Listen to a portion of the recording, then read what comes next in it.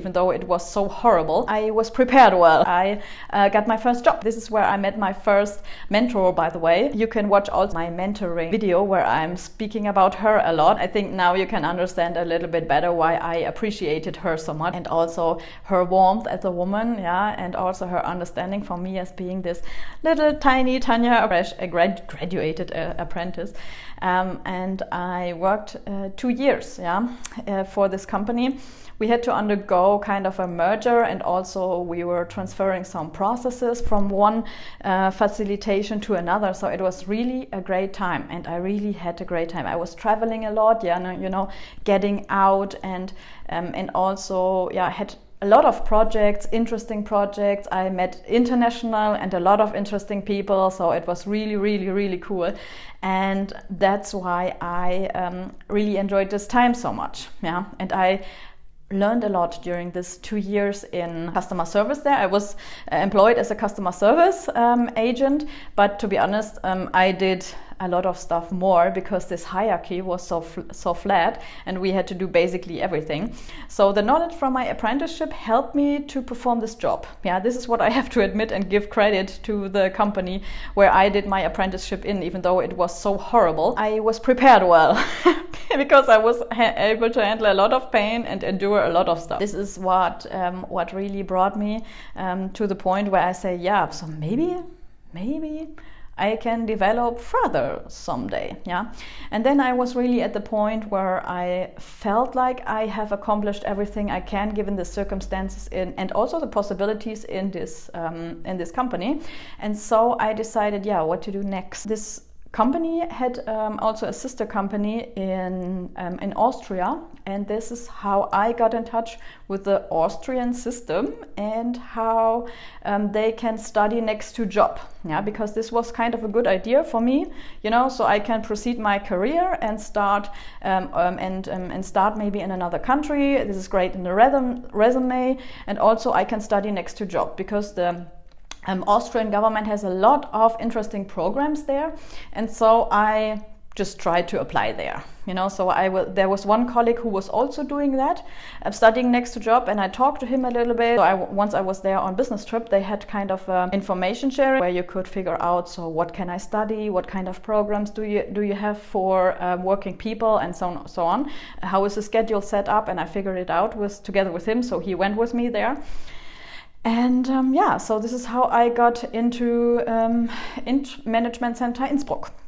So, and I did study economics and with supply chain management in the major area. And it was so interesting, to be honest, because I had the advantage that I knew what I want to do and what I like, because I worked before, I did this apprenticeship first, and I knew what I liked most about this apprenticeship.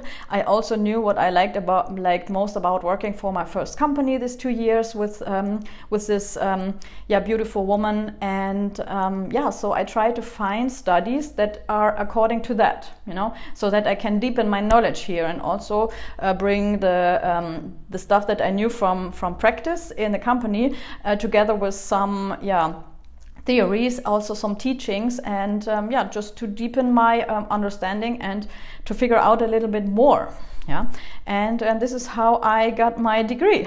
It took me a little bit longer than anticipated first, because when you start to grow your career, you may be doing some growth step. I changed my position 3 times. So the first one was I was working for a large company, so I'm not going to say the name now, for 1 year, but it was really not my style. This was not my vibe.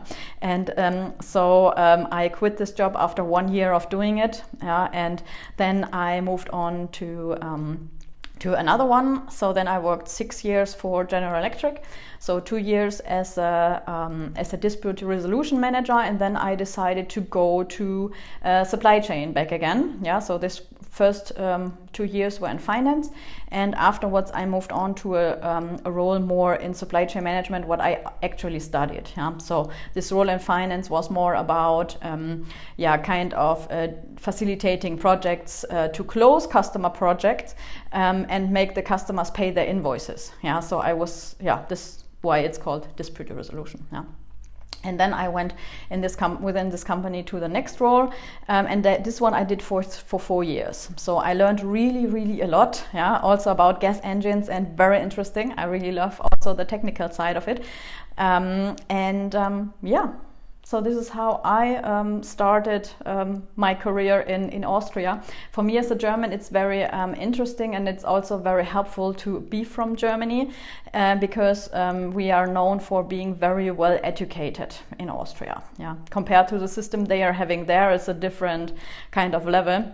And that's why HR hires. So I mean, it was back in the days. I don't know how it is now, but for me this was a very good approach to start my career. Yeah, and also studying next to job is not such a big deal because in Austria everyone does it. So you don't have to explain this to HR in each and every job interview why you are doing this and why you didn't study in the first place. Because afterwards, no one is asking for how you got your degree. If you did this next to job or if you did it directly, no one is asking anymore.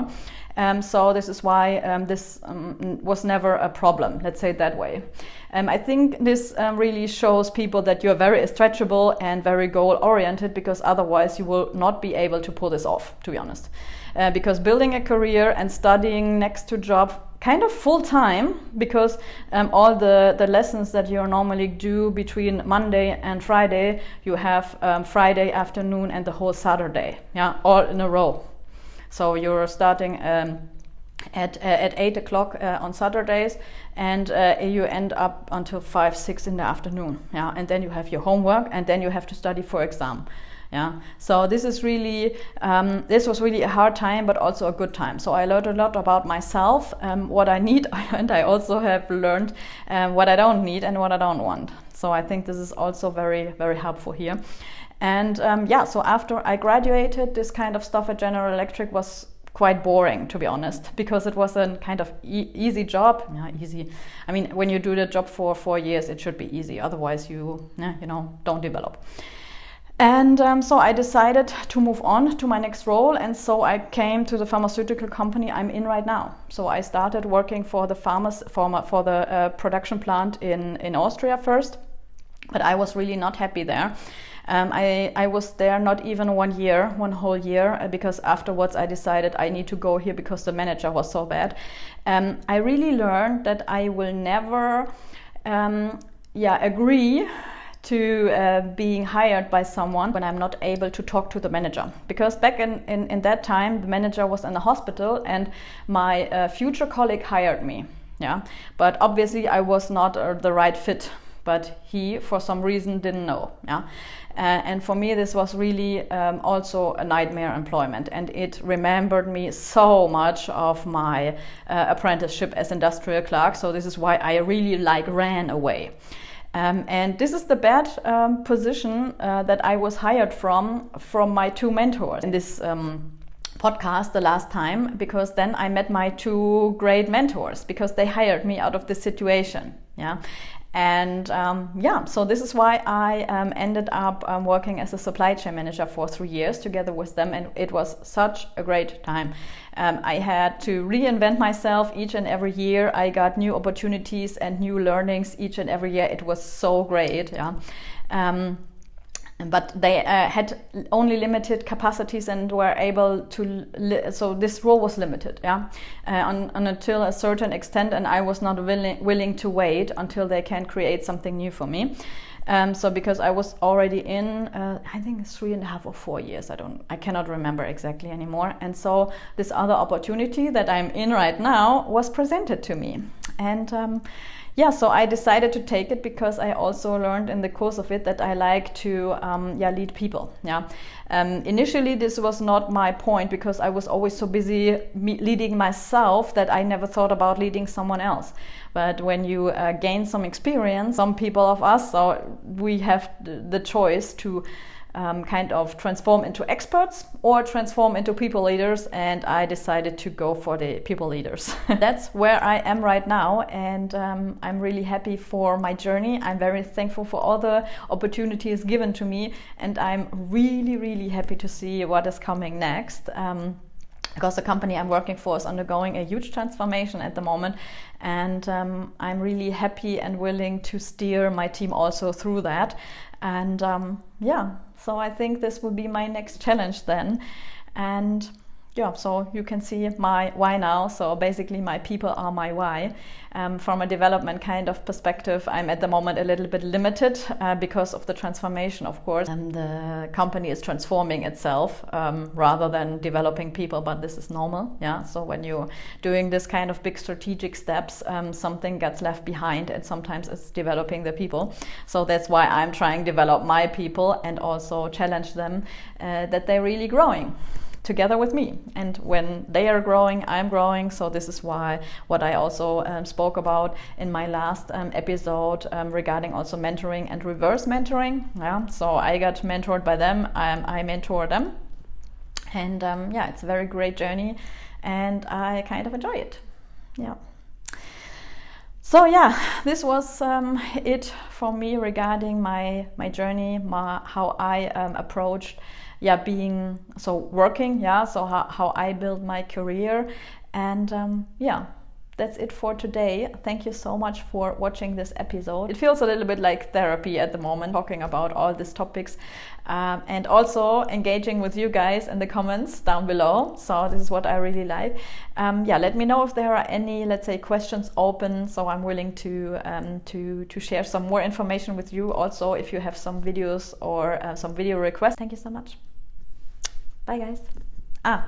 As always, don't forget to hit like and subscribe, and also share with your friends in case you think this is valuable for them. Thank you. Bye.